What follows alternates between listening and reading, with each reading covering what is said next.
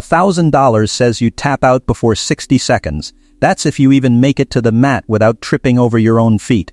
He said it loud enough for the whole gym to hear, loud enough for the 6 white belts stretching along the far wall to hear every syllable. Loud enough for the teenage boy in the corner, the one who had driven his grandmother here, who had saved up and planned a birthday surprise around this exact morning to feel the words land like a flat hand on the back of his neck. The woman he said it to did not move. She did not flinch. She did not look away. She was 61 years old, wearing a plain white gi that had seen better days, and she stood with both hands folded in front of her like someone waiting calmly for a bus that she had already paid for, that she knew was coming, that nothing in the world was going to stop. She looked at him. Then she said, "That's fine. I'll take that bet." Nobody in that gym said a word. Nobody moved. Nobody laughed. Nobody objected. They just stood there, watching, the way people stand and watch when they know something is wrong but cannot name exactly what it is yet. 6 white belts, a purple belt assistant instructor, a 17-year-old boy in a gray hoodie with his phone in his hand, and a man in the center of the mat who had not yet understood what he had just done. His name was Chad Mercer. He was 38 years old.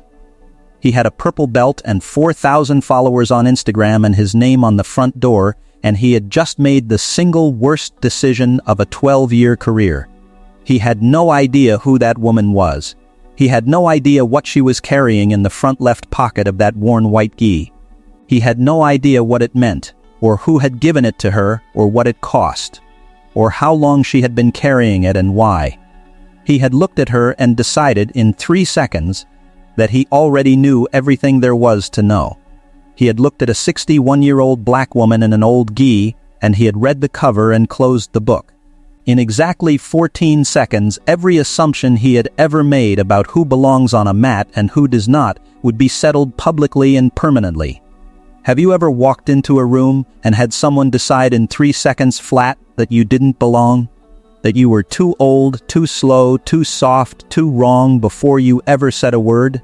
Let me take you back. 43 days earlier. Her name was Dolores Annette Washington, and the people who loved her had called her Dee since before she could walk. She was born and raised on the east side of Columbus, Ohio, the second of 4 children, in a house that smelled like green beans and pine cleaner and her mother's perfume on Sunday mornings. Her father, Robert Washington, had worked for 31 years at the Buckeye Steel Castings plant, and he was the kind of man that a neighborhood builds itself around without anyone deciding to. The kind of man who shoveled the walk for every elderly neighbor on the block without being asked, who kept a small Bible in the left breast pocket of his work jacket, who told his children every night before bed that dignity was not something the world gave you and not something the world could take away from you either. It was something you carried. Something you kept. He was diagnosed with lung cancer in the summer Dee turned 18. He died 14 months later. She had been holding his hand. She was 61 now, and she lived in a 2-bedroom house on Meridian Street, the same neighborhood she had grown up in a house she had shared with her husband Marcus for 17 years and had lived in alone since 2001. The front porch had a small, cracked step she kept meaning to fix. The kitchen window looked out onto the backyard, where Marcus had planted a peach tree the summer before his stroke, and every April without fail it bloomed pink and extravagant, as if it had not gotten the news that he was gone. The house smelled like cinnamon and Murphy's oil soap, and on Sunday afternoons whatever was slow cooking on the stove.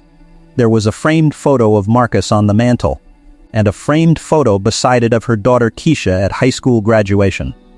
Keisha had died at 29, complications after surgery that should have been routine.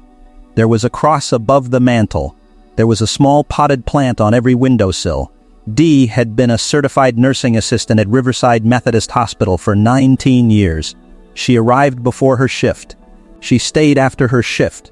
In 19 years she had received 16 commendations, 0 write-ups, and the trust of every floor nurse on the wing in a way that took some people whole careers to earn. She was the person the charge nurses called at 2 in the morning when a frightened patient would not settle, not because it was officially her job, but because she had a gift that no job title adequately described. She could sit with an elderly man who had not slept in 3 days, who was convinced he was dying, who had stopped eating, and within 20 minutes his breathing would steady. His shoulders would come down, his hand would loosen in hers. Her supervisor, Gloria Chen, told every incoming class of nursing students that Dee Washington had more humanity in her left hand than most people cultivate in an entire career. It was said in admiration. It was also precisely true. She was raising her grandson Marcus Jr., Murr, after Keisha died. He was 17 now, quick and funny and ferociously loyal, with his grandmother's eyes and his grandfather's sense of humor and a seriousness underneath the jokes that he had gotten from both of them. He had grown 6 inches in the past 2 years, and he still called her every afternoon when school got out, still sat at the kitchen table while she cooked, still watched documentaries with her on Tuesday nights with his long legs draped over the arm of the couch. It was on one of those Tuesday nights, 3 months before the day she would walk into Mercer Elite Grappling, that she had mentioned it. They had been watching a documentary about the history of martial arts in America, and a segment came on about women in Brazilian Jiu-Jitsu.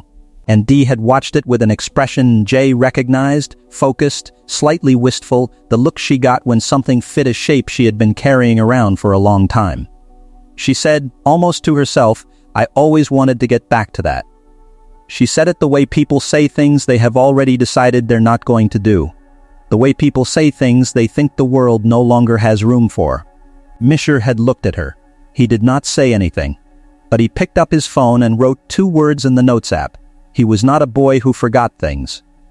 3 weeks later, on the morning of Dee's birthday, he put a printed class schedule on the kitchen table beside her coffee with the address of Mercer Elite Grappling circled in blue pen, and below the address in his careful handwriting, Saturdays. 9 a.m., beginner's welcome, I'll drive. She had looked at it for a long time. Then she had looked at him. Then she had pressed both her hands over his and said, "Baby," in the voice that meant she didn't have another word yet, and he had known that was enough. The night before the first class, she took her gi out of the closet where it had been folded since the last seminar she'd attended, years ago, and she ironed it at the kitchen counter the way she ironed everything that mattered, slowly, carefully, giving each section its full attention.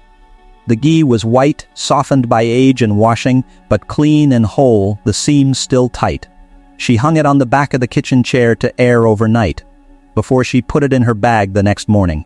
She opened the top drawer of her dresser and took out a small folded piece of cotton fabric, white gone nearly ivory with age, embroidered in faded blue thread with 2 words, "Stay grounded." Her father had pressed it into her hands the summer she turned 18, the summer he was first diagnosed. He had embroidered it himself, slowly, using a kit her mother had bought him to keep his hands occupied during the treatments. He was not a man who talked about fear. He was not a man who let fear take up more space than it needed.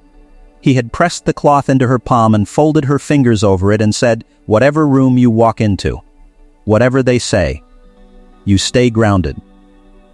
He had died 14 months later. She had been holding his hand. She pressed the cloth flat between her palms. She slipped it into the left chest pocket of the gi. She said, under her breath, the way she always did, "Okay, Daddy, let's go." Mard drove her. He was proud of himself for the birthday gift, and she could see it radiating off him the whole ride, and she let him be proud because he had earned it. They talked about his history exam and whether the peach tree needed the dead branch taken off. They parked in the strip mall lot and walked across the asphalt together in the thin October light.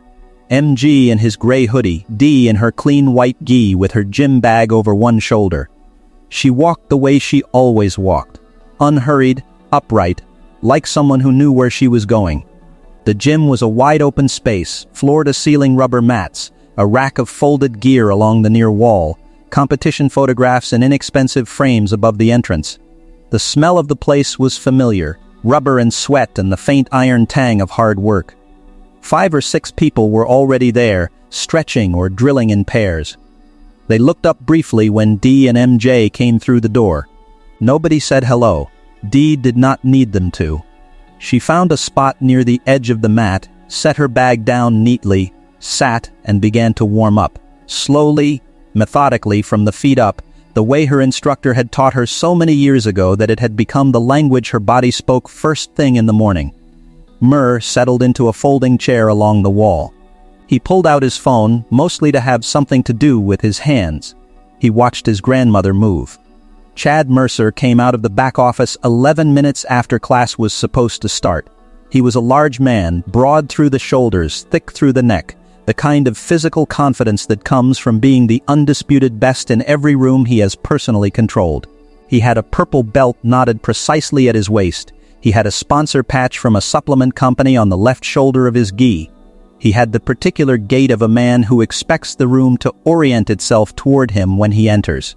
He scanned the space the way a person scans a room they own, his eyes moving across each face and making a quiet, instantaneous assessment of value.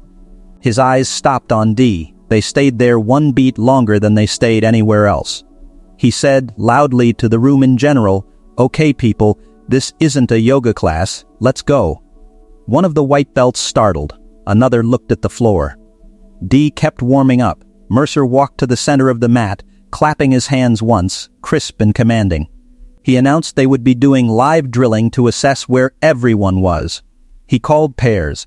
He moved through the room, adjusting grips and stances with the brisk efficiency of a man who has done this many times, stopping here and there with a comment that was half instruction and half performance. Dee was paired with a young woman named Priya, 24 years old.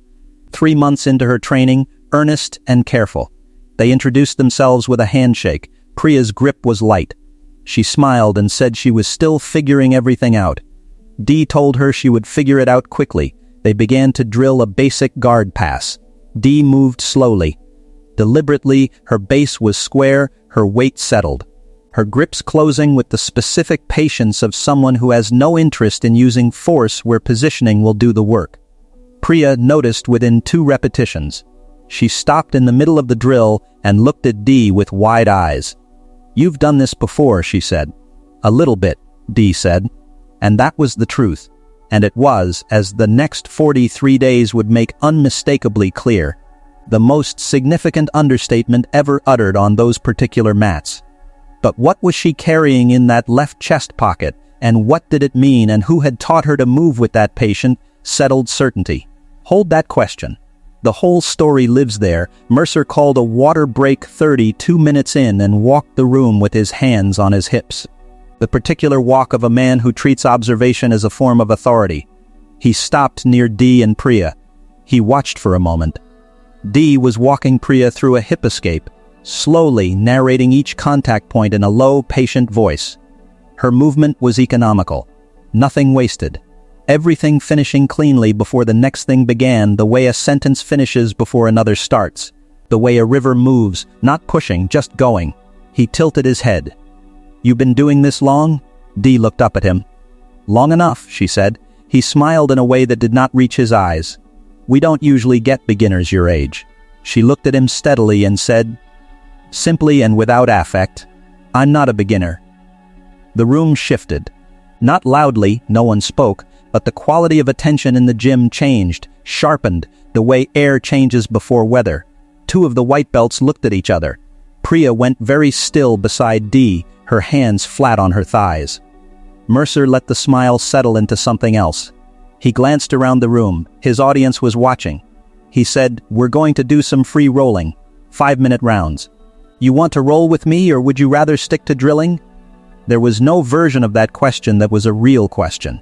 Everyone in the gym felt it. Mur, sitting in his chair against the wall, felt his stomach tighten. Dee said, "I'll roll." Mercer's expression changed. The amusement in it hardened into something colder. The particular shift that happens when someone accepts a challenge you only extended because you expected a refusal. He looked at the room. He let the moment stretch. He reached into the side pocket of his gi and produced his wallet. He held it up, unhurried, he said, "Ladies and gentlemen, let me make this interesting." He laid $300 bills on the bench beside him. Then 3 more. Then 4. He said, $1,000. She doesn't make it 60 seconds. He looked at Dee. "Cash? Right now. You want to add something?" A white belt named Devin, 22 years old, 4 months into his training at this gym, a young man with a quiet temperament and a memory for detail, said, with careful evenness, "You sure about that, coach?" Mercer looked at him. The look was long enough to be a warning. Then he turned back to Dee and raised his chin. "Well," Dee said, "I'll take that bet." She reached into her gym bag and produced a folded envelope. She opened it and counted out 10 $100 bills that she had saved from 3 months of double shifts, bills she had been holding for a home repair estimate she had not yet scheduled. And she set them on the bench beside his without drama. She walked to the center of the mat. She folded her hands. Devin looked at his phone. He pressed record. Then he pressed the timer. 000. Mercer rolled his neck, adjusted his belt one more time, and bounced once on the balls of his feet in the way of a man who is savoring the moment before an inevitable victory. He said it then, for the whole room, louder than anything he had said all morning. $1,000 says you tap out before 60 seconds. That's if you even make it to the mat without tripping over your own feet. She was already on the mat. She had not moved. Her hands were still folded. Her weight was settled. She was watching him with eyes that, if he had been paying attention, the right kind of attention, the kind that looks rather than categorizes, would have told him everything he needed to know. She said, "That's fine. I'll take that bet." Devin's clock was running. What Devin's phone could not capture, what would take 18 million viewers and 2 weeks of slow-motion replays to begin to understand, was everything that happened before the grip. Because what really happened in those 14 seconds began 22 years earlier, in a converted garage on the east side of Columbus, Ohio, on a Tuesday afternoon in early spring, when a 39-year-old widow with a gym bag she had no idea how to use walked through a side door and found an old man sitting at a folding table drinking coffee from a small tin cup. His name was Professor Aurelio Barros. He was 72 years old, born in Sao Paulo, trained under a student of Julio Gracie himself in the 1960s, emigrated to the United States in 1979, and had spent the 3 decades since doing the thing he loved most in the world: teaching. Not competing, not gaining followers, not building a brand. Teaching, one person at a time, slowly, completely, in a converted garage that smelled like rubber and old coffee and the particular cleanliness of a place where serious work is done quietly. He looked at Dee when she came in. He looked at the gym bag she was holding like she was not sure what to do with it. He said, "Sit down, have some coffee first." They sat for an hour. She told him she was 39 and recently widowed, and that she had come because she wanted to feel less afraid in her own skin. She did not say it quite like that. She said she wanted to learn self-defense. She said her son-in-law had recommended the class, but Aurelio had been teaching for 40 years and he heard what she was really saying. He heard the thing underneath the official reason. He nodded and refilled her cup and told her about his wife of 43 years, about their daughter who lived in Recife and called on Sundays, about the time he had taught an 80-year-old man to do a proper armbar. He said, "The art does not care how old you are, it cares how honest you are." She came back Tuesday. She came back Thursday. She came back every Tuesday and Thursday for the next 22 years. She earned her blue belt under Aurelio after 3 years of twice-weekly training and a patience and consistency, he told her, frankly, he had rarely seen in a student of any age. She earned her purple belt after 5 more. She was the only woman in the garage for most of the first decade. She drilled with men who were 30 years younger and 60 pounds heavier, and she learned what the art actually teaches. Underneath the techniques and the trophies and the competition results, she learned that size is leverage poorly applied. She learned that panic is information, and if you can stay calm while someone else panics, you are already winning. She learned that patience, real patience, the kind that does not merely wait but understands, is not a passive quality. Patience is a weapon. Aurelio taught with his hands as much as his voice. He would guide her hip placement with 2 fingers, adjusting her base by fractions of an inch until everything locked into alignment, and then he would step back and say, in his particular mixture of Portuguese and English, "There, now you feel it." And she would feel it, the geometric certainty of correct position, the way the body becomes a machine when the angles are right, when the weight is distributed where physics demands it go, he did not let her rush. He never let her rush. "We are not drilling moves," he told her again and again. "We are drilling decisions. Every repetition is a decision. You must make each one consciously." She had trained through grief. She had trained through double shifts and bus rides, and a winter when the heater in the garage broke and they all kept warm by drilling without stopping. She had trained through her daughter's illness and her daughter's death, and the year after that year, which was the hardest year of her life, when she trained 4 times a week and did not speak much and let the mat hold what she could not. Aurelio did not ask her about it. He simply was there, and the garage was there, and the mat was there, and that was enough. She had been carrying a cloth in the chest pocket of her gi since the first day she trained. She had lost it once, tucking her gi into her bag after a hard session. It had slipped out onto the mat without her noticing. She had searched for it and not found it and grieved it quietly, the way you grieve small things that carry enormous weight, and she had made peace with its absence. She did not know that Aurelio had found it the next morning when he was sweeping the mat. She did not know that he had recognized it. He had seen it in her pocket 100 times. Seen her press her fingers against it before she bowed in, and that he had placed it under the coffee cup on his table, and that years had passed, and that he had kept it there the whole time, under the coffee cup or on the shelf above, present in the daily life of the garage the way a token of faith is present in the life of a believer. She did not know any of this until 2019. She earned her brown belt promotion on an October afternoon, on the mat in the garage. Aurelio tied it himself. He was 90 years old by then, smaller than she remembered him being when they met, though perhaps he had always been this size, and she had simply added height to him over the years, the way students do with teachers they revere. He tied the belt and held her by the shoulders at arm's length and looked at her for a long time. He said, 20 years. "You know what you are now?" She had shaken her head, not trusting her voice. He had said, "You are complete, the rest is just time." 2 weeks later, Aurelio died in his sleep. He was 90 years old. The funeral was the largest gathering Dee had ever attended. People flew in from São Paulo, from Los Angeles, from Florida. A man who had trained under Royler Gracie himself stood up and described Aurelio as one of the most complete teachers of the art he had ever encountered. After the service, at the reception, Aurelio's wife Rosa found Dee in a corner and pressed something into her hand. A small fold of ivory cotton, embroidered in faded blue thread. 2 words: "Stay grounded." Dee had stood very still for a very long time, looking at the cloth in her palm. Rosa said he kept it on his desk for 15 years. He said it reminded him why he taught. That night, Dee had sat at her kitchen table alone and held the cloth until her hands stopped shaking.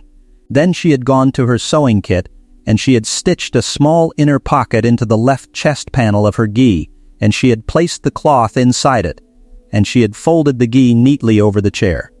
Her black belt testing, administered by Aurelio's senior student Professor Janelle Okafor, had been postponed twice, once for the pandemic, once for a family emergency on Janelle's end. Dee had continued to train. She trained in her living room before work 4 mornings a week, moving through her sequences slowly, precisely, the way she did everything that mattered. She was, by every technical standard, a black belt awaiting paperwork. She carried it in her body. She carried it in the cloth in her pocket. She had not mentioned any of it when she walked into Mercer Elite Grappling. She had not mentioned it because no one had asked. Devon's timer was running. 001. 002. Chad Mercer moved forward in his competition stance. Wide, aggressive, left leg forward, shoulders rolled in. He came in with the confidence of a man who has never once been surprised on a mat. He reached for his grip, the collar and sleeve combination he established first in every roll, the grip that gave him the control point his whole game was built on. It was a good grip. He had hit it thousands of times. His hand closed on the fabric of her lapel. And the fabric moved. 004. She took his grip. She gave him the weight of it for exactly 1 breath. Just long enough for his body to commit, for his mass to project forward, for his intentions to become mechanical and therefore predictable. Then, she did what 22 years of Aurelio's instruction had made as natural as breathing. She used his energy rather than fighting it. Her hips dropped. Her base went sideways. She redirected his forward drive downward and left, and the physics of his own confidence carried him down with it. He went down. 007. He did not know he was going down until he was already there. He had never been surprised on a mat. His body did not have a protocol for surprise on a mat. For a critical fraction of a second, his system had nothing to do.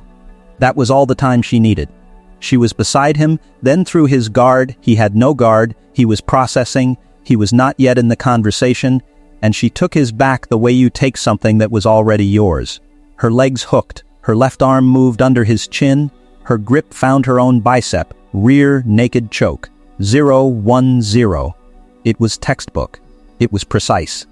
It was the kind of technique that only looks effortless because the person doing it has done it so many thousands of times that effort has been replaced by understanding.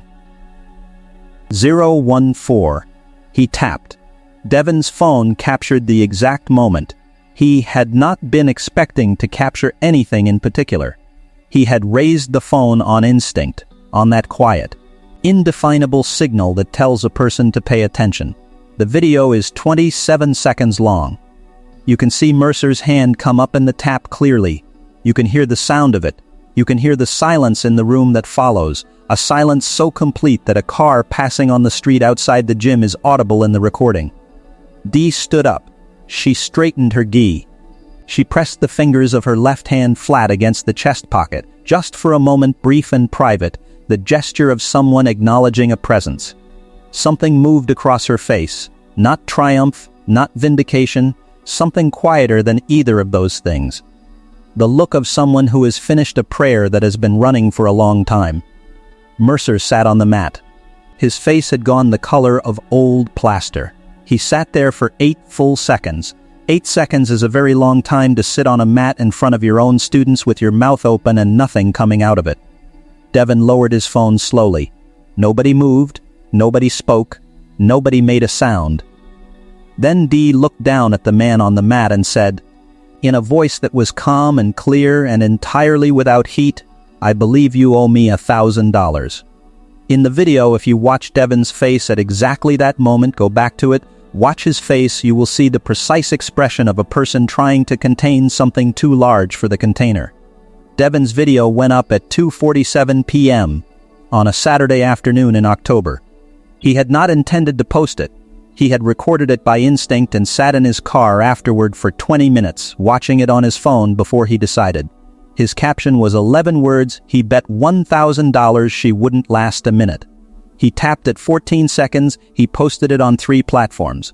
By midnight that night, the video had crossed 800,000 views. By Sunday morning, it was at 3 million. By Sunday evening, every major sports media account in the United States had clipped it.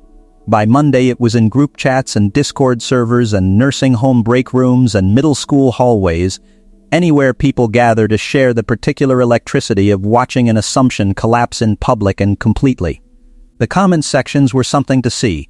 Women who had been dismissed at martial arts gyms, turned away, talked down to, condescended to until they quit, wrote paragraphs. Men who trained jiu-jitsu wrote paragraphs about the technique, breaking down her entry and her transition with the reverence of people who understood exactly what they were watching. Grandchildren who recognized the particular composed dignity of their grandmothers in that worn white gi wrote paragraphs that became the most shared comments on every platform. One comment, from an account named @Mama Barros, Aurelio's granddaughter, it emerged, said 9 words, "That's Professor D. She tests for her black belt next month." It received 214,000 likes. Beneath that comment, someone had written, "She didn't tell him. She didn't need to." That comment received 180,000 likes. 3 journalists called Devon by noon on Monday. He was 22 years old and had never spoken to a journalist before, and he was careful and precise and said the same thing each time he called it out in front of everyone. He put the money on the bench. She took the bet. He said it without editorializing, because the facts did not require any.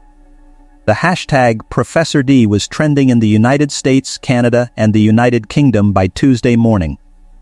At Mercer Elite Grappling, the Instagram account, 4,200 followers, was receiving approximately 1,200 comments per hour by Monday afternoon. The first statement Chad Mercer posted was a 2-paragraph document describing the incident as a training scenario that has been taken out of context. It was screenshot thousands of times. The phrase "taken out of context" appeared in the comment sections of 6 major news outlets' coverage of the story, every time accompanied by responses that cited the 17-second clarity of Devon's video. The statement came down after 4 hours. No second statement appeared. Mercer's attorney had advised silence. Silence was, at this point, a strategy that was roughly 26 million views too late. And then the former students began to speak. They came forward over the course of 5 days, and each account was careful and specific and documented. 3 women filed formal complaints with the Ohio Athletic Commission by Wednesday. The first was a 31-year-old named Simone Garrett, who had trained at Mercer Elite for 8 months before quitting, and who described being told during her second private lesson that women plateau early because of how they're built. The second was a 44-year-old named Rhonda Pratt, a nurse. She had met D at Riverside Methodist, though neither of them knew it yet, who described paying for 6 months of classes and receiving instruction that was systematically shorter and less detailed than the instruction given to male students in the same sessions. She had documented this in writing at the time in a journal she kept with dates and quotes and her own observations. The third complainant was a 17-year-old girl whose mother filed on her behalf. The complaint described Mercer telling the girl during a group class that she should think about whether competition jiu-jitsu is really the path for her after she had submitted a male training partner twice in a row. A former assistant instructor named James Tillman, who had left the gym 18 months prior, agreed to a recorded interview with a Columbus sports media outlet on Thursday. He described a gym culture that operated on a clear but unspoken hierarchy. Mercer's time and serious instruction were reserved for young male athletes with competitive potential. Everyone else was paying for the illusion of instruction. James had raised it with Mercer directly and been told to stop overthinking the business model. He had submitted his resignation the following week. The Ohio Athletic Commission opened a formal inquiry on Thursday morning. The inquiry triggered a mandatory review of Mercer's instructor certification, which had been issued by a national governing body that by Thursday afternoon had issued its own statement saying the certification was under active review pending the outcome of the commission's investigation. Mercer's gym lease was held by a commercial property management company whose principals, when the video crossed 10 million views, convened an emergency board call. The lease had 18 months remaining. The board released a statement on Friday morning. The lease was being terminated for cause under provisions in the lease agreement relating to conduct that brings the property into disrepute. The gym had 30 days to vacate. Iron Path Nutrition, the supplement sponsor whose patch was visible on Mercer's gi and Devon's video, terminated the sponsorship contract on Thursday afternoon. The 2-sentence press release from Iron Path's president Gary Foss ended with a personal note. The company stood for athletes who elevated the sport, and what the video showed did not represent their values, their customers, or the sport. The statement was widely circulated. Gary Foss's phone number somehow reached D. Washington's nephew, who had been managing her media inquiries from a folding table in her living room since Tuesday. D. eventually called Foss back herself, from the parking lot of Riverside Methodist during a break between shifts. They spoke for 14 minutes. What was said in that conversation would matter later. The civil lawsuit was filed on Friday. 4 plaintiffs, represented by a Columbus civil rights attorney named Patricia Vance, who had been watching the story since Monday morning and had called Simone Garrett directly on Wednesday. The suit alleged discriminatory instruction practices, hostile training environment, and violation of Ohio's Public Accommodations Act. The filing cited Devon's video, the 3 formal complaints with the Athletic Commission, and James Tillman's recorded interview as evidence of a pattern. The amount sought was not disclosed publicly, but a source familiar with the filing told a Columbus media outlet the number was north of $400,000. A settlement was reached 9 weeks later. The terms were confidential. Mercer's attorney released a single statement: His client had agreed to resolve the matter. The $1,000 from the original bet was paid in cash, on the mat, on the same Saturday afternoon it was made. Mercer had handed it over without speaking. Dee had counted it without comment. She gave it to MJ on the drive home in an envelope with his name written on it. He had stared at it. She told him to put it towards school. He was starting at Columbus State in the fall. Exercise science. He had told his grandmother 3 months ago that he wanted to open a gym someday. She had told him it was a fine idea, and that a gym is only as good as what it teaches, and what it teaches is only as good as who does the teaching, and that who does the teaching is defined by whether they have learned anything that actually matters. He had written it down. He wrote everything down. Professor Janelle Okafor drove down from Cleveland on a Wednesday, 6 days after the video. And she did not come alone. She brought 4 of her senior students and a photographer and a small circle of women who trained under her, and they came through the door of the community center on Morse Road, where Dee had arranged mat space for the afternoon, without ceremony or announcement. They set up quietly. They put down water bottles and bags and folded their coats over chairs. Dee had been told that Janelle was coming. She had not been told about the others. The black belt ceremony for Dolores Annette Washington began at 2 in the afternoon and lasted 45 minutes.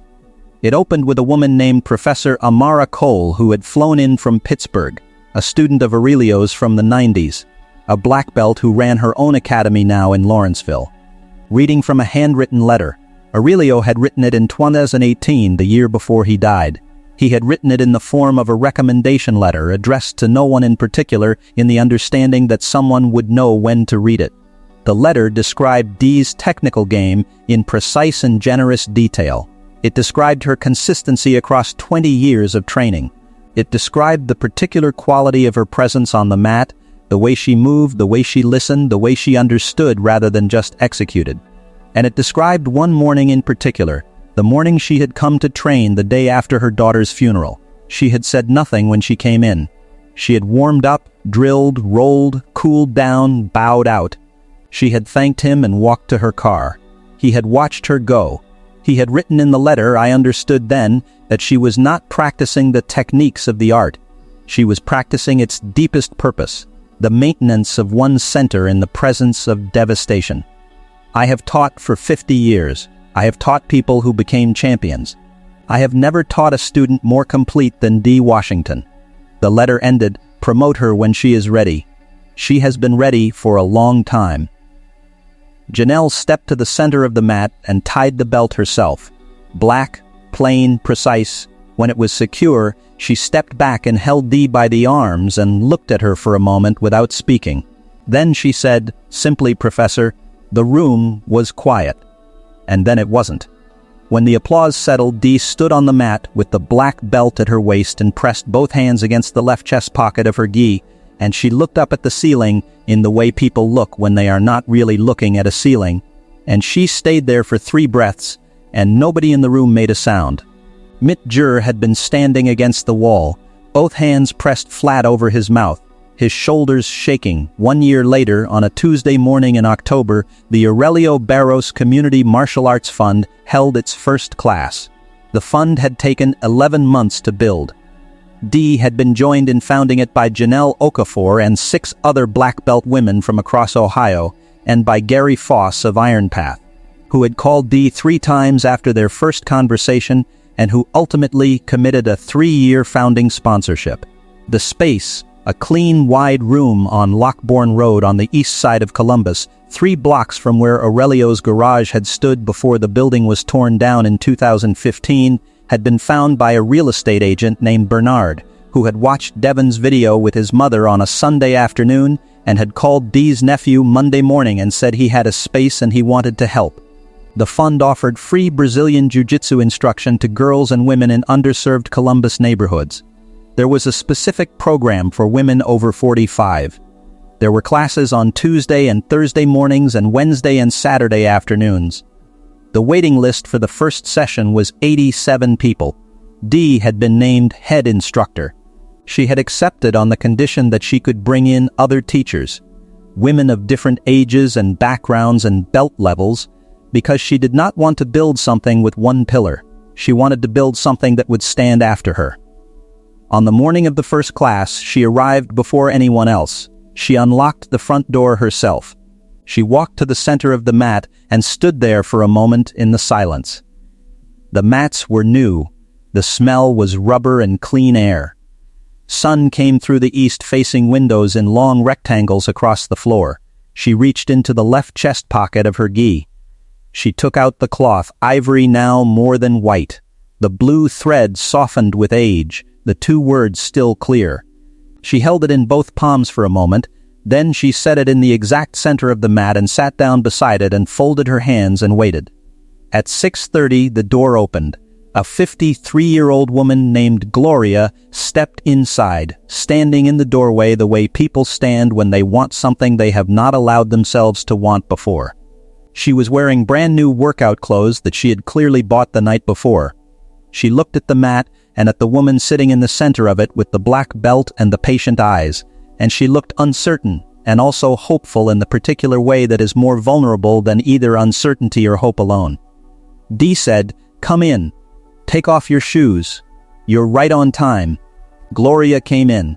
She sat down on the mat, cross-legged, awkward, her new shoes placed neatly beside the wall. She said, "I've never done anything like this before." Dee said, "I know, that's the best way to start." 4 minutes later, 13 more women came through the door. If this story moved you, if you felt that moment when she stood on the mat with her hands folded and her whole life behind her and said quietly, "That's fine. I'll take that bet, hit like, share this with someone who needs to hear it, subscribe and ring the bell so you're here for every story like this one." And I want to ask you something. Have you ever walked into a room where someone decided you didn't belong before you even opened your mouth? Have you ever swallowed something you knew, swallowed a skill, a history, a whole credential, and just waited for the room to find out on its own? Tell me in the comments. I read every one. Here is what really gets me about this story. It is not the 14 seconds. The 14 seconds are just the proof of the math. It is not even the $1,000, it is the cloth. That small folded piece of ivory cotton that she pressed into her pocket every morning before training. That her father stitched with his own hands the summer he was dying and the summer she turned 18. That she carried through 22 years of Tuesday mornings and Thursday afternoons, and the year her daughter died and the year she started again, and every ordinary sacred morning between. That she lost on the mat and never found, and that an old man in a converted garage picked up off the floor and kept on his desk for 15 years because it reminded him why he taught. That his widow pressed into her hands at his funeral.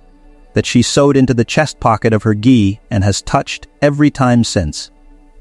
Chad Mercer looked at a 61-year-old black woman in a plain white gi and decided in 3 seconds that the story was complete.